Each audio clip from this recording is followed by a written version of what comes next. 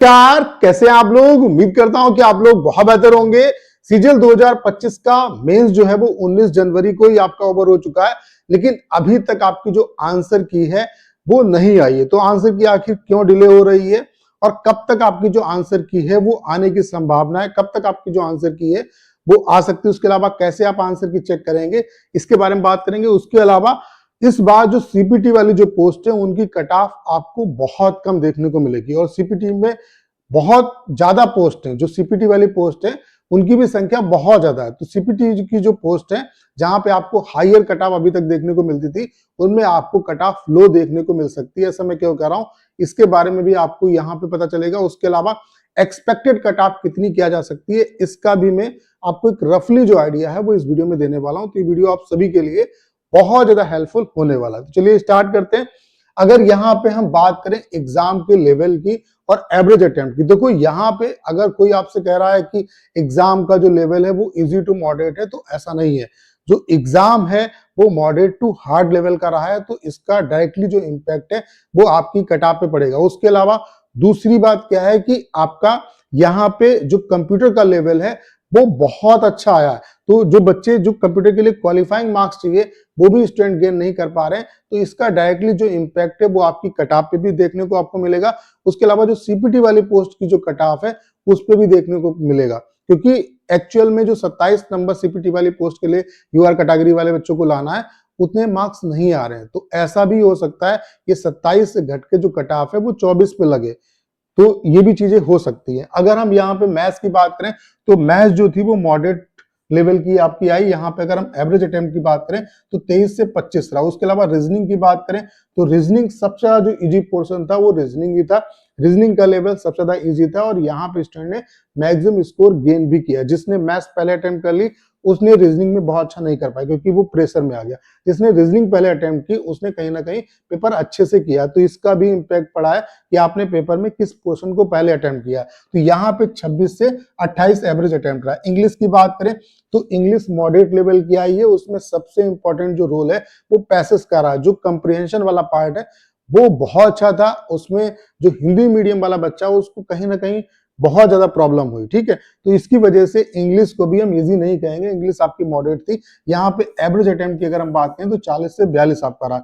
GK GS की बात करें तो जीके जीएस मॉडरेट लेवल की थी। स्टेटमेंट बेस्ड क्वेश्चन आपके बहुत ज्यादा नहीं थे। ठीक है, तो यहाँ पे जो एवरेज अटेम्प्ट था वो 12 से 16 रहा।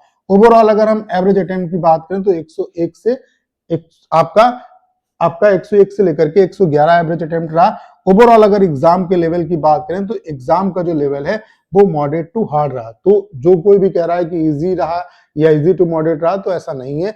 एग्जाम मॉडरेट लेवल का था, मॉडरेट टू हार्ड लेवल का हम कहेंगे। तो इसका इम्पैक्ट डायरेक्टली आपकी कट ऑफ पे आपको देखने को मिलेगा। उसके अलावा कंप्यूटर का जो लेवल है वो बहुत अच्छा पूछा गया, तो कंप्यूटर को अब आप इग्नोर नहीं कर सकते। अगर आपको एसएससी के एग्जाम में सिलेक्शन लेना है तो कंप्यूटर आपको अच्छे से पढ़ना पड़ेगा और इसका इम्पैक्ट आपको कट ऑफ पे भी देखने को मिलेगा और सीपीटी वाली पोस्ट पे इसका बहुत ज्यादा इम्पैक्ट पड़ेगा और सीपीटी की कट ऑफ इस बार डाउन भी जा सकती है। उसके अलावा एक्सपेक्टेड कट ऑफ क्या कुछ रह सकती है, तो ये जस्ट मैं आपको एक आइडिया दे रहा हूं कि अगर यूआर कैटेगरी से 295 या इससे ऊपर आपके मार्क्स बन जाते हैं तो कहीं ना कहीं आपको एक पोस्ट जरूर मिलेगी। ओबीसी ईडब्ल्यूएस से अगर हम बात करें तो 290 या उससे ऊपर मार्क्स अगर बनते हैं तो आपको कहीं ना कहीं एक पोस्ट जरूर मिलेगी मेरे हिसाब से, अगर आपका कंप्यूटर क्वालिफाई होता है तो। एसटी से बात करें तो 280 और एसटी से बात करें तो 275। अगर इतना भी स्कोर नहीं बनना है, इससे कम स्कोर बनना है, तो आपको बहुत ज्यादा परेशान होने की जरूरत नहीं, क्योंकि 2026 में भी अच्छी खासी जो वैकेंसी है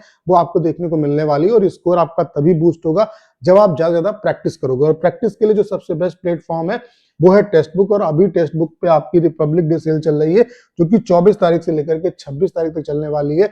इसमें आपको टेक्स्ट बुक का जो पास प्रो है और पास प्रो जो मैक्स है वो आपको मिनिमम प्राइस में मिल रहा है। अगर हम पास प्रो की बात करें तो ये केवल और केवल 307 रुपए का मिल रहा है। उसके अलावा पास प्रो मैक्स जो है वो 395 का मिल रहा है। उसमें भी अगर आप मेरा एक कूपन कोड PRAB12 यूज करेंगे तो आपको 12% का इंस्टेंट डिस्काउंट भी मिलेगा। उसके अलावा जो लिंक मैंने डिस्क्रिप्शन और कमेंट बॉक्स में पिन किया है, इस लिंक के थ्रू अगर आप परचेज करते हैं तो जो एक्स्ट्रा चार्जेस हैं वो भी आपके डिडक्ट नहीं होंगे। अब टेक्स्ट बुक ही आपको क्यों चूज करना है, क्योंकि टेक्स्ट बुक टॉपर्स की रिकमेंडेशन। अभी आपने देखा होगा जीडी का रिजल्ट आया तो जीडी में जो रैंकर्स थे वो कहीं ना कहीं टेक्स्ट बुक यूजर थे। आप किसी भी आप सिलेक्टेड बंदे से पूछना, वो टेक्स्ट बुक को ही आपको रिकमेंड करेगा। तो सबसे जो रिलेवेंट मॉक है वो आपको टेक्स्ट बुक पे मिलते हैं। तो ये ऑफर लिमिटेड टाइम के लिए, जल्द से जल्द इसे अवेल करें। लिंक जो है वो डिस्क्रिप्शन और कमेंट बॉक्स में पिन किया है। ये कूपन कोड आपको लगाना नहीं भूलना, इससे क्या है कि आपको मैक्सिमम यहाँ पे डिस्काउंट मिलेगा। कूपन कोड है PRAV12, तो इसको आप अवेल कर सकते हैं। ये आपको 2 दिन के लिए ऑफर मिल रहा है, ठीक है। उसके अलावा अगर यहाँ पे हम बात करें CPT पोस्ट के लिए जो कंप्यूटर की कट ऑफ जाती है, ये आप देख सकते हैं 2022 में भी इतनी कट ऑफ थी, 2023 में भी थी, 2024 में भी थी। 2025 में कट ऑफ और भी डाउन जाएगी। उसका रीजन क्या है? जब भाई स्टूडेंट के मार्क्स इतने आ ही नहीं रहे हैं, तो ऐसा नहीं है कि वैकेंसी खाली रह जाएंगी, वैकेंसी को तो फिलअप करना है। तो ये कट ऑफ में भी 27 की बजाय आपकी 24 रह जाए, और ये जो कट ऑफ है वो आपकी यहाँ पे 24 जो नंबर है ये आपके 21 हो जाए, और 21 वाले जो हैं ये 18, यानी कि मिनिमम कंप्यूटर को क्वालिफाई करने के लिए 18 नंबर चाहिए।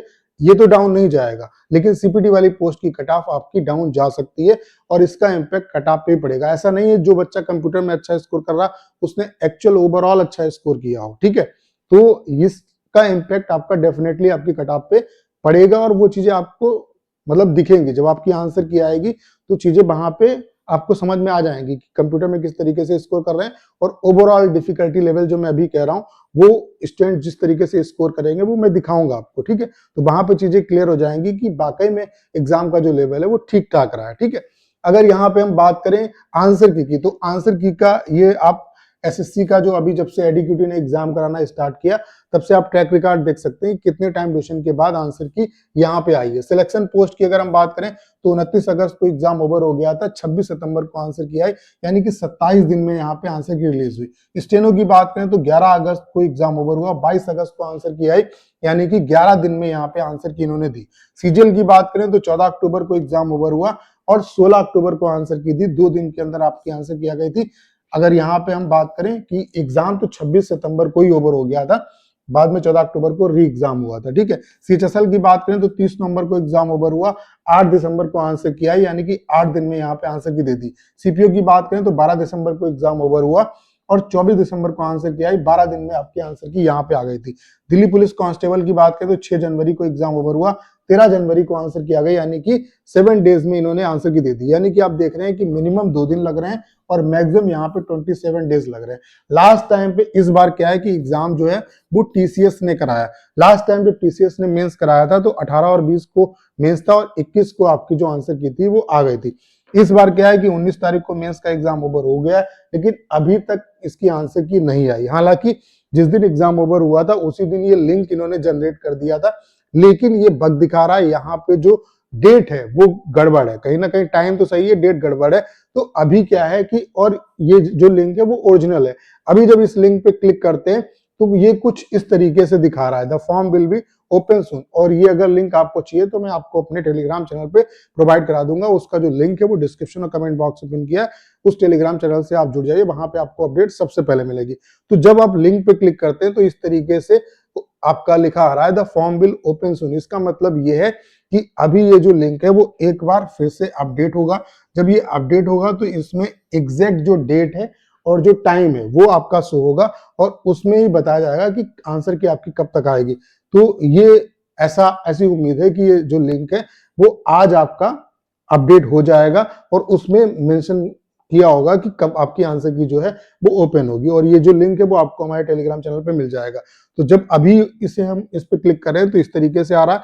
आई थिंक ये आज अपडेट हो जाना चाहिए, और 1-2 दिन में आपको जो आंसर की है वो अपनी देखने को मिल जाएगी। बाकी जैसे आंसर की आएगी मैं उसके रिगार्डिंग वीडियो बना के आपको इन्फॉर्म करूंगा। बाकी टेलीग्राम चैनल पे भी आपको अपडेट मिल जाएगी, तो टेलीग्राम चैनल से जरूर जुड़ जाइए। तो आंसर की के लिए बहुत ज्यादा आपको वेट नहीं करना पड़ेगा, आने वाले 1-2 दिनों में आपको आंसर की देखने को मिल सकती है। लिंक आज आपका अपडेट हो सकता है। जब लिंक अपडेट होगा फिर उसके बाद एक्टिव आपका होने में 24 घंटे आपके लगते हैं, आप ये मान के चलिए, ठीक है। 24 से 48 घंटे लगते हैं। तो आने वाले 1-2 दिन में आंसर की आपको देखने को मिल सकती है, ठीक है। बाकी अगर आपने अभी तक टेक्स्ट बुक का पास परचेज नहीं किया है तो अभी आपके लिए बेस्ट ऑफर चल रहा है। अभी रिपब्लिक डे सेल चल रही है, जिसमें 24 तारीख से लेकर के 26 तारीख तक आपको कि यहाँ पे टेक्स्ट बुक का पास प्रो और पास प्रो मैक्स जो है वो मिनिमम प्राइस में मिल रहा है। उसमें भी अगर आप मेरा कूपन कोड PRIB12 यूज करेंगे तो आपको यहाँ पे 12% का इंस्टेंट डिस्काउंट भी मिलेगा। उसके अलावा जो लिंक मैंने डिस्क्रिप्शन और कमेंट बॉक्स में पिन किया है, इस लिंक के थ्रू अगर आप परचेज करते हैं तो जो एक्स्ट्रा चार्जेस हैं वो भी आपके डिडक्ट नहीं होंगे। तो करना क्या है, इस वीडियो को शेयर करना है। उसके अलावा अगर आप चैनल पर नए हैं और आपने अभी तक इसे सब्सक्राइब नहीं किया है तो प्लीज चैनल को सब्सक्राइब करना मत भूलिएगा।